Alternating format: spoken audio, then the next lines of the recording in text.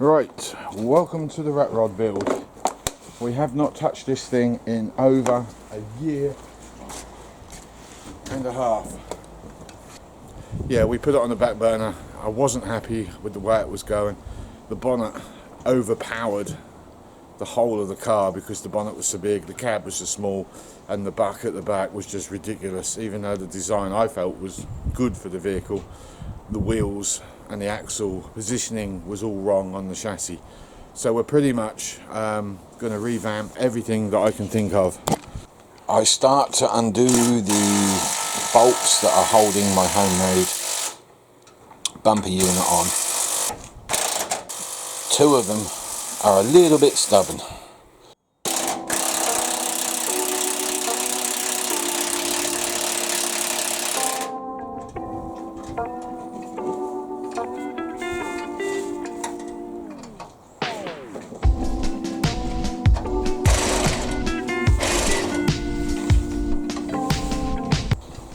Get some help from my son and the aid of a grinder.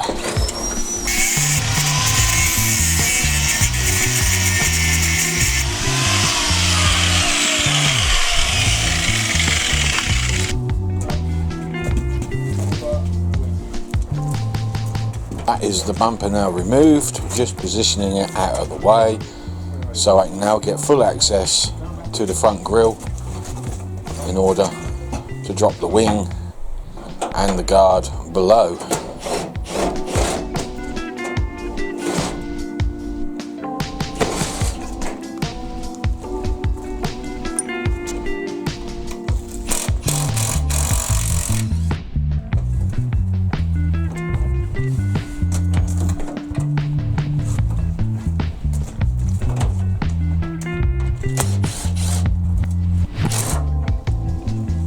The grille out of the way. There's the wing and the inner wing.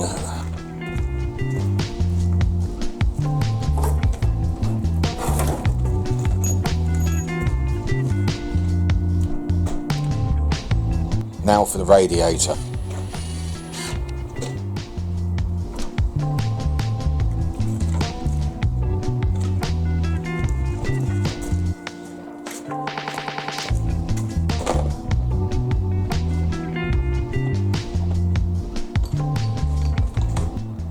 Just removing the guard at this point as it's in the way of some of the brackets that hold the radiator into place. Once we've removed this, we can then proceed with the radiator.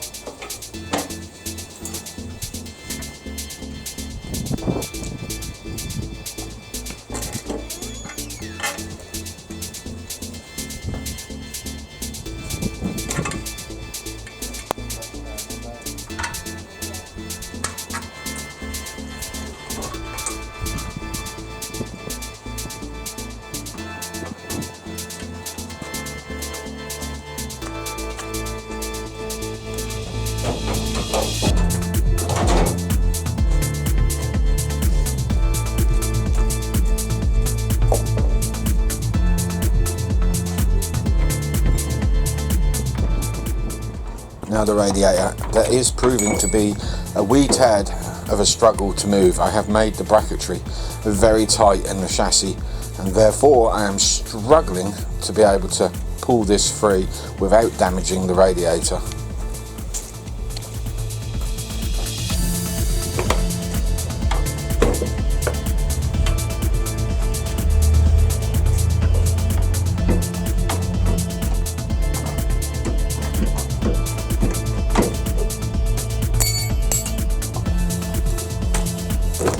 At this point, I think I need some help.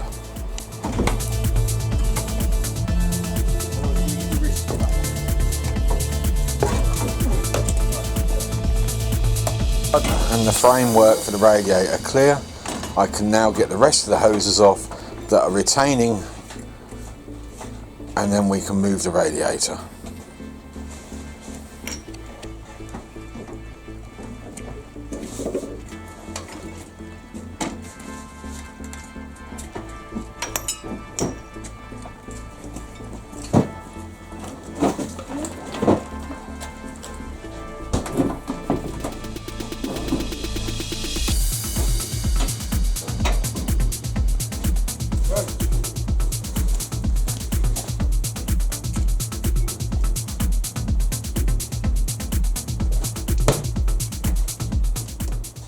And there is stage one.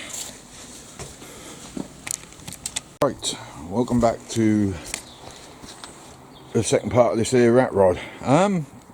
Stripped all the bodywork off yesterday, got the radiator out as you can see. Today I'm going to strip out the plenum chamber. I'm going to take that manifold off, the intake manifold off. I'm going to remove all of the damn it, I've forgotten the names of them. Remove all the rockers so I can get all of the hydraulic lifters out. Then I'm going to draw all the water pump and front housing off, alternator off. We left the aircon pump on just because of the excuse me. We left the aircon pump on because of the pulley system, but we can change that pulley system over now because I have to remove the front crank as well, pulley, in order to turn this into a carburetted system. I have to draw the cam out, change the cam, because on this engine there is no distributor, and on the other parts that are going on there is a distributor. I don't really want to use that, because if I use the system that's on here now for the ignition, it means I still have to keep using the ECU, and I don't want that. I don't want it at all. I have no problem with it other than I don't know how to deal with it. The problem I had is I've paid a lot of money getting that ECU, a heck of a lot of money, and then once I got it all fitted, I then tried to program it, and I managed to lock the chip completely out of any laptop or whatever device. I couldn't do it. I just locked it solid, and the thing wouldn't run, so I had to send the ECU back to the suppliers, and Nigel then sent it onto his chipboard maker, who then changed the chip and reprogrammed it, because he couldn't even unlock it. I really did do a good job. That's now come back with a new chip, another base program. This does run, it all runs the way it's meant to on the basic program that they put on, but the problem I now have is, one, I don't have the money to program it because I'm not doing it, I don't know what I'm doing. Secondly, there's nobody in this town that will touch this, unfortunately. No one has any knowledge on it. And thirdly, if I do get one of Nigel's buddies to do it, it's going to cost me money, and he will be 80-90 miles away while I'm driving around in Ipswich, so he won't know what's going on in the engine other than what I tell him over the phone, because he'll be doing it remotely with a little USB remote unit. This doesn't have, as far as I know, and I could be wrong, this doesn't have the program where it can learn itself. If it does, I don't know how to get it to work, so I'm done with this. I'm too old to learn new tricks on that one. So we are literally going to rip it all out very neatly, because I'm going to put it on eBay, starting bid of 500 quid, with all the ancillaries that go with it as well. So anyone who's got, say, like a 3.9 or a 4 litre and they don't want to be drilling holes, it's all done, it's there. It's just a case of plug it all in, reconnect some wires. Some I am going to have to snip, but I'll label them, so we all put little connectors on and go from there, really. So let's get on with this. This is one of my new toys. I'm not being sponsored by them, I just thought I'd show it to you because I think this is absolutely beautiful bit of kit. I'm not into these, one battery does X amount of tools, but this has actually worked out quite good. You've got a speed controller down here where you can adjust the speed, forwards and reverse, and it's a ball bearing drive not a circlip. Now the circlips are stronger because you ain't got a hole drilled in there, but these are more convenient. It's not a massively powerful unit, but it does the job. 18 volts, one battery fits all. First I removed the blending chamber and all the pipes and cables.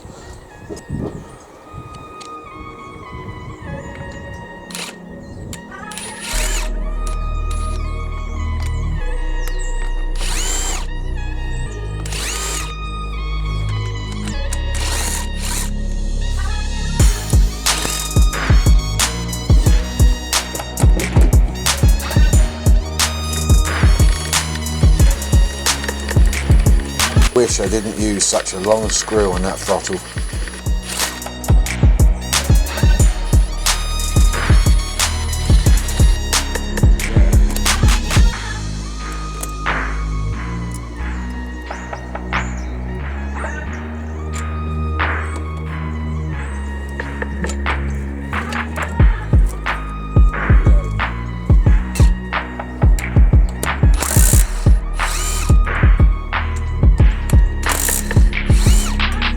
To remove all the bolts for the velocity stack, so we can remove that part of the housing.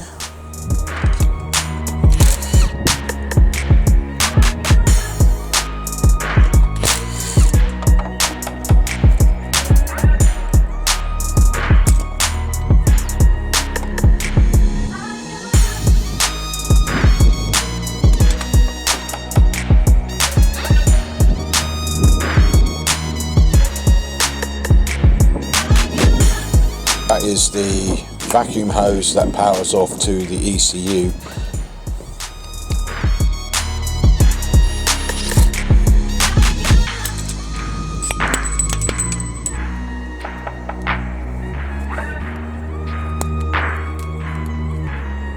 The injector rail has to be removed, and then the first pulley plate to come off the front of the engine.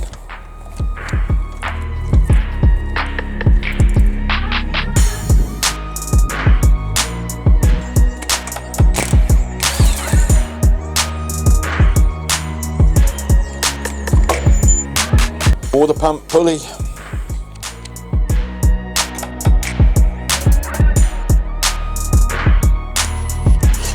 and the rest of the housing which holds the air conditioning system. Not taking the manifold off yet because of the weather. As soon as we get that off, I'll disconnect the chain, bag all this stuff up, and then come back out here on a day when it's not so nasty and replace everything. We're still yet to pull out all the wiring as carefully as possible, but yeah, we're racing through this, very much helped by these two guns. Stage, we will leave the inlet manifold in place just because it will be easier to keep the rain out. Right, I have got this as far as I can take it now. We've just got to get that out, and then we can start doing the top half of the engine block. But we're come stuck at the moment because the sump has got to be dropped. Studs sticking out. I could put lock nuts in there and draw the studs out, but I risk snapping them inside.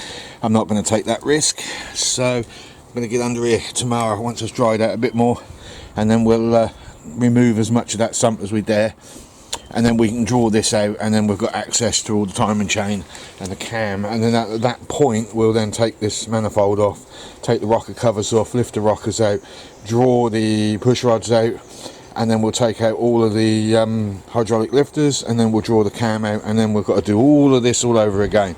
Once I've got that all built up as best as I can get it, bearing in mind I've got to clean the carbs as well, I then need to go through this wiring loom and detach everything that is part of an ECU, which I think these might be part of it as well. So I've got to very carefully remove everything, mark everything as I pull it apart, and then this whole lot, most of what sits over here, will then go on eBay and we will get rid.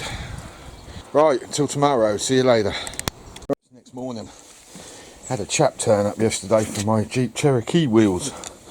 Had some modulars, I did a straight swap. 2 of these are brand new. I mean, they've barely been on the road. You can still see the little nodules. And the other 2 are a little low on tread. I mean, they are pretty close. They're perished in there as well, so might replace those, keep one as spare, or even put 2 of them on as a spare. He says he's got a spare wheel, that's also brand new. That was bolted to the back of his car and he wouldn't let me have that one, but he said he'll let me know if I can when he's replaced it, so I'll have to make a trip to Romford to pick it up. Excuse me. So we'll see if he comes through. He's a really nice lad, so I've got no reason to think he wouldn't. I'm a little disappointed that there's cracks in these, and they're really low. But I'm wondering if we can get them recut. But they're not re-groovable, so I don't know how safe that would be. But the spares, yeah, they're good enough for the job. Right, do apologise guys, I'm going to upload this video. It's just a short and sweet one. I'm not anywhere near finished at the moment.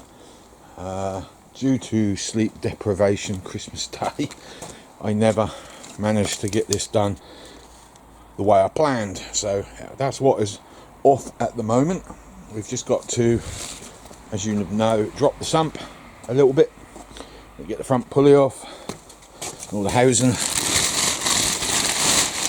As you can see, most of it is already there, and I'm going to switch that over with another one that I have in the shed for the older version engines, and as I say, we'll go from there. So I will pick this up next few days time. I just want to get a few more jobs done on the truck first, before we go any further. So again, thank you for viewing. Hope you enjoyed it for what it was, and we'll see you on the next Rat Rod and Motorhome Build. Bye bye.